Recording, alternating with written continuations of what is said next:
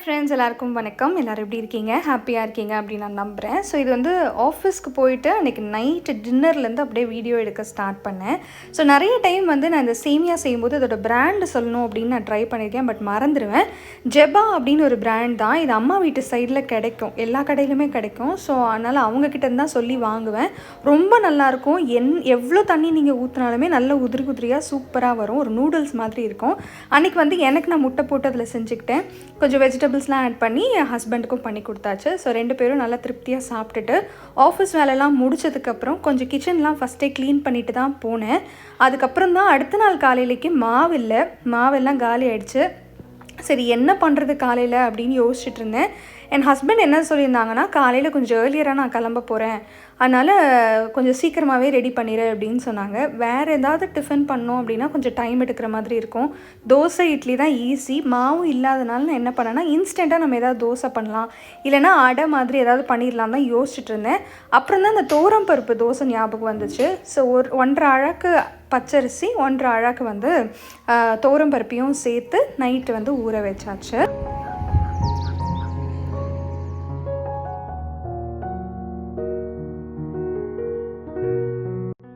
Next day morning வந்து அப்படியே video எடுக்க ஸ்டார்ட் பண்ணேன். ஸோ வந்து நைட்டே கொஞ்சம் சீக்கிரம் கிளம்பணும்னு அவங்க சொன்னதுனால காலையில் பிரேக்ஃபாஸ்ட்டுக்கு இந்த தோசையும் சட்னியும் ரெடி பண்ணணும்னு நினச்சிட்டேன்.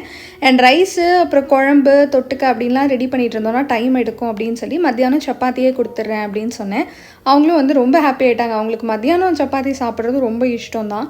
ஸோ அதனால் சப்பாத்தியும் வெஜிடபிள் போட்டு குருமா தான் ரெடி பண்ணணும்னு பிளான் பண்ணியாச்சு. ஸோ ரொம்ப சிம்பிளான மெனு அப்படின்றதுனால கொஞ்சம் டைம் இருந்தது. ஒரு 4:45 போல் எழுந்துட்டு ரெஃப்ரெஷ்லாம் ஆகிட்டு பைபிள்லாம் படிச்சுட்டு ஒரு 5:30 அப்படின்ற போது வந்து கிச்சனுக்கு வந்து வேலையெல்லாம் ஸ்டார்ட் பண்ண ஆரம்பிச்சிட்டேன்.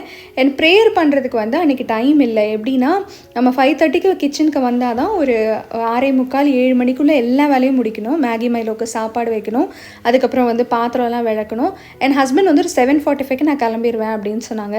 ஸோ அதனால் நானுமே அந்த டைமுக்கே ஆஃபீஸ்க்கு கிளம்பிட்டு சீக்கிரமாக போயிட்டு சீக்கிரம் வந்துடலாம் அப்படின்ற பிளானில் தான் அன்றைக்கி நான் வந்து நானுமே அவங்க கூடவே வந்து கிளம்பிட்டேன். ஸோ அதனால் 2 பேருமே 7:45க்கு கிளம்பணும் அப்படின்றதுனால கொஞ்சம் வேகமாக வேலையை செஞ்சுட்டே இருந்தேன். ஆனால் எனக்கு ப்ரேயருக்கு பண்ணுறதுக்கு டைம் இல்லை அப்படின்னா ப்ரேயர் பண்ணுறது ஸ்கிப் பண்ண மாட்டேன். பட் இந்த மாதிரி வீட்டு வேலைலாம் செய்யும்போது நான் வந்து மனசுக்குள்ளேயே ப்ரே பண்ணுவேன், சத்தமாக ப்ரேயர் பண்ணுவேன். அண்டு நிறைய வர்ஷிப் பாட்டு கேட்பேன். இந்த மாதிரி தான் என்னோடய ரொட்டீன் போகும். டைம் இல்லைன்னு நம்ம வந்து ப்ரேயருக்கு சொல்லவே முடியாதுல்ல. So we should be always grateful தான் கர்த்தர் செய்த எல்லா நன்மைக்காக. அண்ட் இந்த இயர் எண்டில் நம்ம வந்திருக்கும் போது ரொம்பவே கிரேட்ஃபுல்லாக இருக்கணும். ஸ்டார்டிங்கில் பார்த்து நம்ம நிறைய பேரை வந்து இயர் எண்டில் பார்க்க முடியல. எங்களோட ஃபேமிலி சர்க்கிளே நிறைய பேர் அப்படி இருக்காங்க, ரொம்ப ஹெல்த்தியாக இருக்காங்க அப்படின்னு தான் நம்ம நினைப்போம். பட் ஆனால் வந்து அவங்களோட டைம் இந்த ஏர்த்தில் முடிஞ்சதுக்கப்புறமா அவங்கவுங்களோட டெஸ்டினிக்கு மீட் பண்ண போயிடுறாங்க. பட் நம்மளுக்கு ரொம்ப ரொம்ப கிரேட்ஃபுல்லாக இன்னும் அந்த உலகத்தில் இருக்கிறதுக்கு நம்மளுக்கு ஒரு சான்ஸ் கிடச்சிருக்கு. ஸோ ரொம்ப கைண்டாகவும் ரொம்ப லவ்விங்காகவும் நம்ம வந்து நம்ம லைஃப்பை கொண்டு போகிறது ரொம்ப ரொம்ப இம்பார்ட்டண்ட் அப்படின்னு நான் நினைக்கிறேன். ஸோ அன்றைக்கி வந்து ரொம்ப கிரேட்ஃபுல்லாக வர்ஷிப்லாம் முடிச்சுட்டு அதுக்கப்புறம் குட்டி குட்டியாக இந்தந்த வேலை தான் இருந்தது. கொஞ்சம் ஸ்நாக்ஸ்க்கு வந்து ஆரஞ்சும் கேரட்டும் கட் பண்ணேன். கேரட் வந்து வெஜிடபிள் குருமாக்கு போட்டேன், மீதி கட் பண்ணி இருந்தது. சரி அதையுமே ஸ்நாக்ஸ் மாதிரி வச்சிடலாம் அப்படின்னு தான். என் ஹஸ்பண்ட் வரத்துக்கு கொஞ்சம் லேட் ஆகும், இன்றைக்கி நைட்டுக்கு மேலே ஆகும். ஸோ அதனால் அவங்களுக்கு வந்து கொஞ்சம் ஈவினிங்க்கு பிஸ்கெட்ஸ் அப்புறம் நட்ஸ் எல்லாம் வந்து கொஞ்சம் பேக் பண்ணி வச்சுருந்தேன். காலையில் வந்து இந்த தோசைக்கு வந்து தேங்காய் சட்னி வந்து வச்சு சாப்பிட்டா சூப்பராக இருக்கும். இது தோரம் பருப்பு போடுறோம் அப்படின்றதுனால நல்ல முறுவலாகவே வரும். பச்சரிசியுமே நல்ல முறுவலாக வரும், அது கூட தோரம் பருப்பும் இருக்கனால நல்ல முறுவலாகவே வரும். அடை மாதிரி கட்டியாக இருக்காது, நல்ல மெல்லிசாவே நீங்கள் சொல்லலாம். ஸோ நான் வந்து சொன்ன மெஷர்மெண்ட்லேயே நீங்கள் எடுத்து செஞ்சு பாருங்கள். 1.5 அழகு எங்கள் 2 பேருக்கு கரெக்டாக இருந்துச்சு. மீதி கொஞ்சம் மாவு இருந்தது. நைட்டு வந்து கொஞ்சம் போல் கோதுமை மாவோ இல்லை வெறும் அரிசி மாவோ கலந்து நம்ம இன்னொரு வேலை கூட சேர்த்து சுடலாம். ஸோ அந்த மாதிரி தான் இருந்தது. எங்களுக்கு 2 பேருக்கு இது வந்து ரொம்ப ஈஸியான ஒரு பிரேக்ஃபாஸ்ட் லன்ச் மாதிரி முடிஞ்சிடும். ஸோ அதனால் இதே அளவு 1.5 அழகு பச்சரிசி 1.5 அழகு தோரம் பருப்பு 2மே ஈக்குவல் குவான்டிட்டி எடுத்துகிட்டு நைட்டை சோக் பண்ணிவிட்டு இதுலேயே நீங்கள் சீரகம், இஞ்சி, பூண்டு, பச்சை மிளகாய் இதெல்லாம் அரைச்சி நம்ம அதில் சேர்த்து கூட பண்ணலாம். நான் வெறும் காஞ்ச மிளகாய் மட்டும் சேர்த்து அரைச்சிட்டு உப்பு போட்டு கரைச்சி வச்சுட்டேன். ஸோ தோசைக்கு மாவு கரைச்சாச்சு, தேங்காய் சட்னியும் அரைச்சிட்டேன். குக்கரில் வந்து ஒரே ஷாட்டில் வந்துட்டு வெஜிடபிள் குருமாவும் தாளித்து போட்டாச்சு. ஸோ சப்பாத்தி மட்டும் போட்டுட்டோம் அப்படின்னா பேக் பண்ணி எடுத்து வச்சிடலாம். அவ்வளோதான் வேலை இருந்துச்சு அன்றைக்கி. 6:30 போலவே வந்து குக்கிங்லாம் முடிச்சிட்டேன். அதுக்கப்புறம் வந்து வெசல் வாஷ் பண்ணுறது, ட்ரெஸ் வந்து அயனிங்க்கு இருந்துச்சு, அதுக்கப்புறம் ஹஸ்பண்ட் வந்து வெளியில் போகிறனால அவங்க சில திங்ஸ்லாம் எடுத்துகிட்டு போயிட்டு இருந்தது, அதெல்லாம் மட்டும் கொஞ்சம் பேக் பண்ணி வைக்கணும் அப்படின்னு இருந்துச்சு. அதுக்கப்புறம் நம்மளோட ஆஃபீஸ் பேக்லாம் பேக் பண்ணிவிட்டு கிளம்ப வேண்டியதான். கவுண்டர் டாப்பெல்லாம் க்ளீன் பண்ணி வச்சுட்டு அதுக்கப்புறம் தான் நான் இன்றைக்கி போகணும். ஆஃபீஸ்லேருந்து வந்ததுக்கப்புறம் கவுண்டர் டாப்லாம் மெஸ்ஸியாக இருக்கிறத பார்த்தா ரொம்ப கோவம் வரும். அதனால் நான் எவ்வளோ மேக்ஸிமம் முடியுதோ காலையிலே ஸ்ட்ரெச் பண்ணி எல்லா வேலையுமே முடிச்சு வச்சுட்டு போயிடுவேன். மேக்ஸிமம் வந்து ரோபோட் போட்டுருவேன், வீடு பெருக்கிடுவேன், எல்லா வேலையுமே முடிஞ்சிடும். அப்புறம் வந்து நம்மளுக்கு வீட்டில் ஆஃபீஸ்லேருந்து வந்தோம் அப்படின்னா டயர்டாக இருக்கும். ஒரு 10 நிமிஷம் 20 நிமிஷம் நல்லா ரெஸ்ட் எடுத்துகிட்டு திருப்பி லாகின் பண்ணி நம்மளோட ஒர்க் பண்ணுறதுக்கு ரொம்ப ஈஸியாக இருக்கும். ஸோ இங்கே சப்பாத்திலாம் போட்டு டிஃபன் பாக்ஸ்லேயும் பேக் பண்ணி கொஞ்சம் நேரம் கூல் டவுன் பண்ணுறதுக்காக டைனிங் டேபிள் எடுத்து வந்து வச்சுட்டேன். அதுக்கப்புறம் இந்த எந்தெந்த பாத்திரம்லாம் நம்ம வந்து தேய்க்க போடணும்னு நம்மளுக்கு தெரியும் இல்லையா, அந்த பாத்திரத்தெல்லாம் ஒன்று சேர எடுத்துகிட்டு கவுண்டர் டாப்பை க்ளீன் பண்ணிவிட்டு தோசை மட்டும் சுடணும். அதுக்குள்ளே ஹஸ்பண்ட் வந்து ரெடி ஆகிட்டு வந்துட்டாங்க. அவங்களுக்கு வந்து ஃபஸ்ட்டு சுட்டு கொடுத்துட்டு அதுக்கப்புறம் நானும் போய் ரெடி ஆகிட்டு சாப்பிட்டுட்டு கிளம்ப வேண்டியதான். 7:45 அப்படின்றப்போ நான் வந்து பனி அவ்வளோவா இல்லை, எங்கள் பால்கனிலேருந்து பார்த்தா ரொம்ப தெரியல அப்படி தான் நினச்சேன். இறங்கி போய் பார்த்தா தான் தெரியுது அவ்வளோ பனி இருந்துச்சு, பயங்கர பனி. பைக்கில் தான் நான் அன்றைக்கி போனேன், ஆனால் ஆஃபீஸ்க்கு போகிறதுக்குள்ளே அப்படியே நடுங்கிருச்சு, அவ்வளோ பனி இருந்துச்சு. அண்ட் மத்தியானம் போலவே ஹஸ்பண்ட் ஃபோன் பண்ணி என்ன சொன்னாங்கன்னா, எனக்கு நைட் வந்து வெஜ் ஃப்ரைட் ரைஸ் பண்ணி தரியா அப்படின்னு கேட்டிருந்தாங்க. சரி, அதனால் ஆஃபீஸ்லேருந்து வந்து கொஞ்சம் நேரம் ரெஸ்ட் எடுத்துகிட்டு எனக்கு டைம் கிடைக்கிறப்போ நான் என்ன பண்ணேன்னா, அந்த பிக் பாஸ் பார்த்துட்டு கொஞ்சம் வெஜிடபிள்ஸ்லாம் மட்டும் கட் பண்ணி ரெடி பண்ணி வச்சுட்டேன். எப்போ வந்து பிரேக் கிடைக்குதோ அந்த டைமில் போயிட்டு குக் பண்ணி எடுத்து வச்சிடலாம் அப்படின்னு தான். ஸோ அதனால் வெஜிடபிள்ஸ்லாம் கட் பண்ணி வச்சுட்டேன்.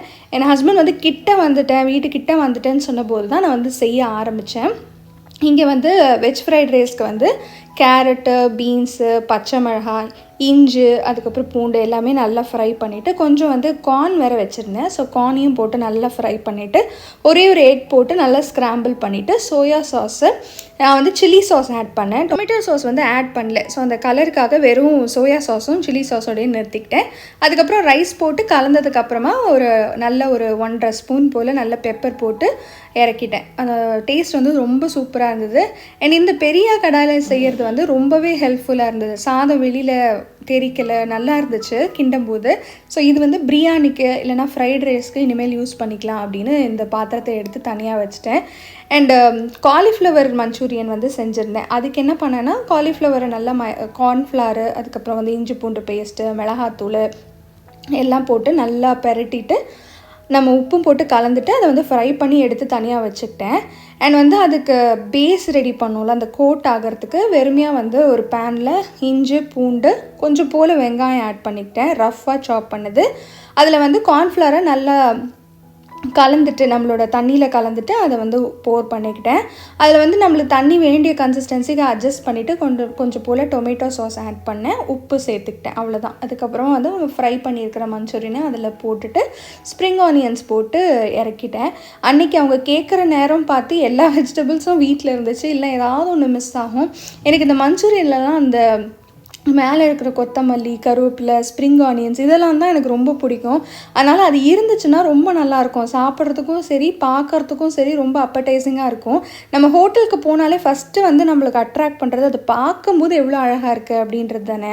ஸோ அந்த மாதிரி வீட்டில் செய்யும் போது எல்லா இன்க்ரீடியன்ஸோடு இருந்து செய்யும்போது அது வேறு டேஸ்ட்டு தான் இருக்கும். அன்றைக்கி லக்கிலி எல்லாமே இருந்தது, ஸ்ப்ரிங் ஆனியன்ஸ்லேருந்து எல்லாமே இருந்துச்சு. ஸோ அதனால் அதை போட்டே நான் செஞ்சுட்டேன். இந்த ஸ்ப்ரிங் ஆனியன்ஸ் வந்து இது மட்டுமே போட்டு நம்ம வந்து சாம்பார் கூட வைக்கலாம். நான் ரீசெண்டாக ஒரு நாள் டின்னருக்கு செஞ்சுருந்தேன், ரொம்ப சூப்பராக இருந்தது. அந்த சாம்பார் வந்து நாங்கள் பொங்கலுக்கு வச்சு சாப்பிட்டோம், அவ்வளோ சூப்பராக இருந்தது. ஸோ ஸ்ப்ரிங் ஆனியன்ஸ் கிடச்சிச்சின்னா கண்டிப்பாக மிஸ் பண்ணாதீங்க. அதுக்கு அடியில் இருக்கிற அந்த வெங்காயமாக இருக்கட்டும், அந்த தாளாக இருக்கட்டும், ரொம்ப ரொம்ப டேஸ்ட் அண்ட் ஹெல்த் பெனிஃபிட்ஸும் நிறையா இருக்குது. ஸோ ஃப்ரைட் ரைட்ஸும் அதுக்கப்புறம் வந்து கோபி மஞ்சூரியனும் ரெடி ஆகிடுச்சு. அவங்க வீட்டுக்கு வந்தோன்னே அவங்களுக்கு பயங்கர ஹாப்பி. நான் ஃபஸ்ட்டு என்ன சொன்னேன்னா, முடிஞ்சால் செஞ்சு வைக்கிறேன், எனக்கு வேலை எப்படி இருக்குன்னு தெரியல, முடிஞ்சால் பார்க்குறேன் அப்படின்னு தான் சொன்னேன்.